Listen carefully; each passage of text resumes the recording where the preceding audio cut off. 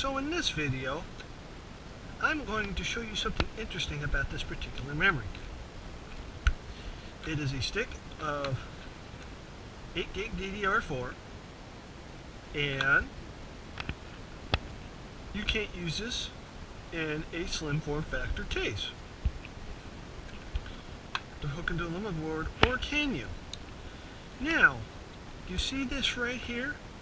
Watch this.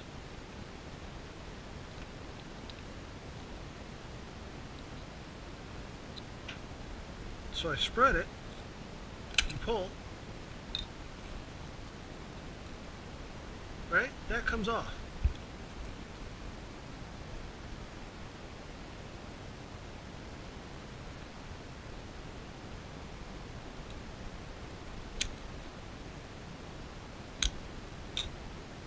Here's the stick. Guess how these are held on? Double-sided tape. Can you believe that? So now this will work in a slim